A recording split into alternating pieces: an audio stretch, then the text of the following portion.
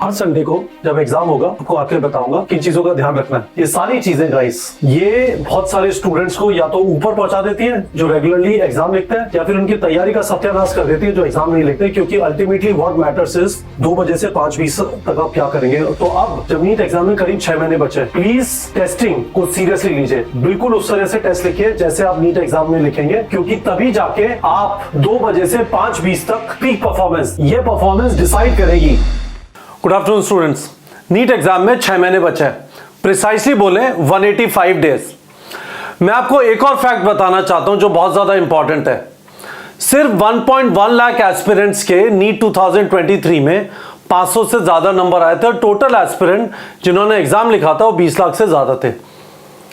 अब मुद्दे की बात यह है कि 500 पे क्यों अटक गए, आगे क्यों नहीं पहुंचे। इस वाले वीडियो में मैं इसी मुद्दे को कवर करना चाहता हूं। यह वीडियो एक स्ट्रैटेजी वीडियो नहीं है।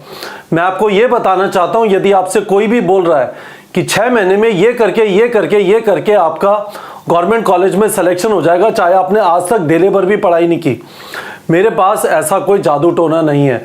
ये वीडियो उन एस्पिरेंट्स के लिए जो तैयारी कर रहे हैं, और एक स्पेसिफिक चीज जो इस टाइम पे बहुत ज्यादा जरूरी है मैं इस वाले वीडियो में कवर करना चाहता हूं, और वो है टेस्टिंग। बिना टेस्टिंग के आपका सिलेक्शन नहीं होगा। क्यों, समझिए, और फिर मैं टेस्टिंग के ऊपर वापस आ जाता हूं। मैंने बहुत सारे वीडियोस में आपको ये वाली चीज बताने की कोशिश की है कि ज्यादातर स्टूडेंट जो एग्जाम लिखते हैं यहां तक या तो पढ़ाई नहीं करते, एग्जाम से पहले पढ़ाई करते हैं तो सिर्फ थ्योरी करके चले जाते हैं, उनके 150 से 200 नंबर आएंगे। ठीक है, एक सिग्निफिकेंट जंप होता है जब आप थ्योरी को एमसीक्यू प्रैक्टिस में अप्लाई करते हैं। ये लेवल 8 है, यहां पे आप होंगे तो आपके 500 प्लस स्कोर आ जाएगा। पर उस जगह के बाद आपका इंप्रूवमेंट सच में चालू होता है।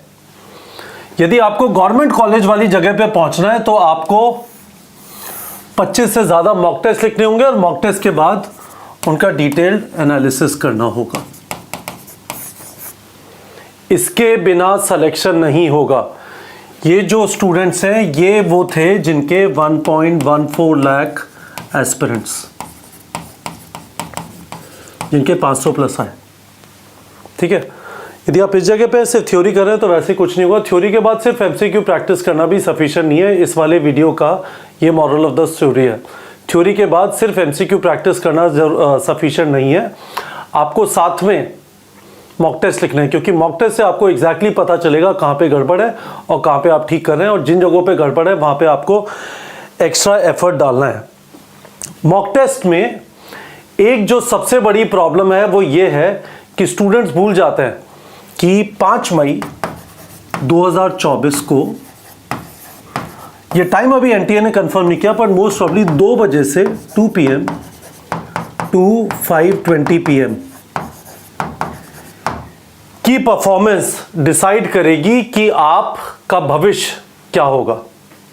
2 बजे से 5:20, 3 घंटे 20 मिनट, 200 मिनट, आप जैसे भी सोच लें, उस समय की परफॉर्मेंस डिसाइड करेगी कि आप डॉक्टर बनेंगे या नहीं बनेंगे।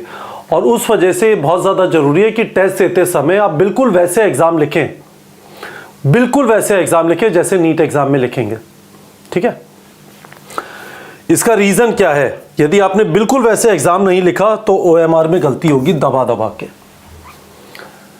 आप प्लान नहीं कर पाएंगे, आप OMR शीट बिल्कुल एंड में भरेंगे जबकि रेगुलर इंटरवल्स में भरनी चाहिए।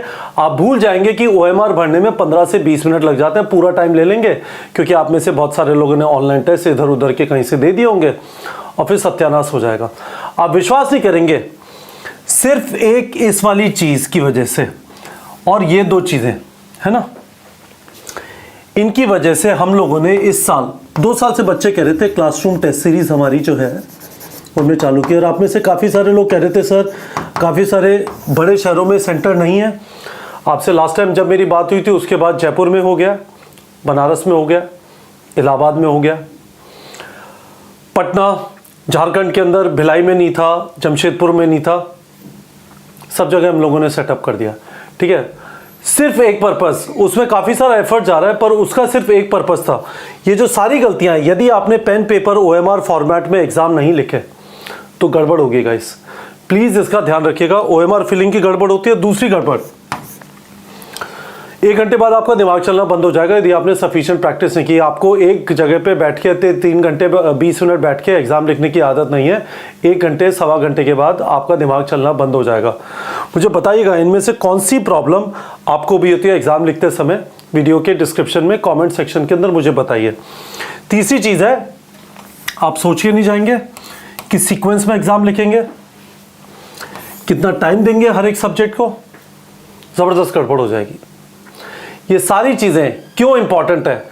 ये एग्जाम अमेरिका में जो एग्जाम होता है मेडिकल का, साल में 25 बार होता है। एक बार गलती हो कोई बात नहीं, एक और डेट ले लीजिए, थोड़ा एक्स्ट्रा पैसा लगता है। नीट एग्जाम में ऐसा नहीं है। इसके बाद आपको वापस मौका मिलेगा फर्स्ट संडे ऑफ मे इन 2025। तो वो नहीं करना है गाइस। आपको ध्यान रखना है कि टेस्टिंग के अंदर बिल्कुल प्रिसाइज वही वाली सिचुएशन। याद रखिए टेस्ट में होगा क्या, एग्जाम होगा 2 बजे से 5:20 तक। उससे पहले आप लाइन में बाहर खड़े होंगे। मई का महीना होगा, जबरदस्त धूप होगी बहुत सारे हिंदुस्तान के अंदर। उसके बाद आप अपनी जगह पे आके बैठेंगे 1.5 घंटे। आपको कुछ भी ले जाना अलाउड नहीं होगा, ठीक है। आपके पास एक पानी का बॉटल होगा, टॉयलेट कहीं पे दूर होगा, टॉयलेट गए तो 2-3 क्वेश्चन छूटे। आपको ये सारी चीजें प्लान करनी पड़ेंगी, ठीक है। आपके ऊपर जबरदस्त एग्जाम प्रेशर होगा। इन सारी चीजों का एक ही सॉल्यूशन है। आप बिल्कुल जैसे एग्जाम लिखेंगे, बिल्कुल वैसे के वैसे एग्जाम से पहले 5 मई से पहले 25 to 30 टाइम्स फुल ड्यूरेशन का मतलब 200 मिनट का टेस्ट लिखें। उसमें आप प्लान करें। हम लोग के यहाँ पे जब टेस्ट होता है, मैं अभी बीच में 10 दिन के लिए यहाँ पे नहीं था। I was out in Japan for some work. अब मैं वापस आ गया हूँ, तो मैं इस वाले संडे को आपको एग्जाम से पहले गाइड नहीं कर पाया। पर अब से लेके नीट एग्जाम तक मैं आपको रेगुलरली हर संडे को जब एग्जाम होगा आपको आके बताऊंगा किन चीज़ों का ध्यान रखना है।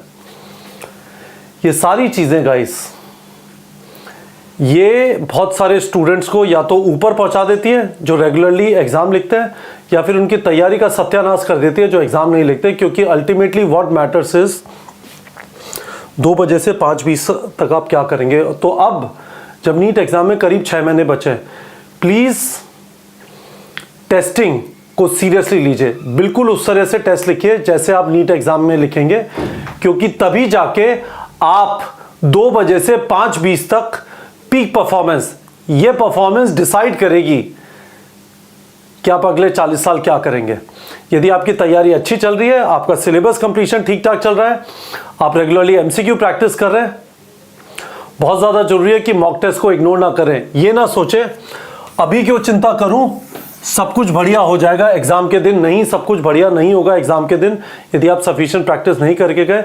हमने इसी वजह से बहुत ज्यादा मेहनत करके पहली बार neetprep.com करीब 7 साल से बच्चों को नीट की तैयारी करा रहे हैं। हम लोग यहाँ पे पहली बार हमने क्लासरूम टेस्ट सीरीज इसीलिए स्टार्ट की है क्योंकि बहुत सारे स्टूडेंट्स एग्जाम में जाके चोक कर जाते थे। क्या आपको चोक करना है? नहीं। तो मैं आप लोगों से रिक्वेस्ट करूंगा कि प्लीज टेस्टिंग को प्रॉपर्ली दीजिए। यदि आप हमारी क्लासरूम टेस्ट सीरीज ज्वाइन करना चाहते हैं, वीडियो के डिस्क्रिप्शन में गूगल फॉर्म का लिंक है, उसे भर दीजिए। आपने हमारा कोई भी कोर्स ज्वाइन किया हुआ है और क्लासरूम टेस्ट सीरीज में अपग्रेड करना चाहते हैं तो भी आप फॉर्म भर सकते हैं। हमारे यहाँ से आपको कोई कॉल कर लेगा और सारी चीज़ एक्सप्लेन कर देगा।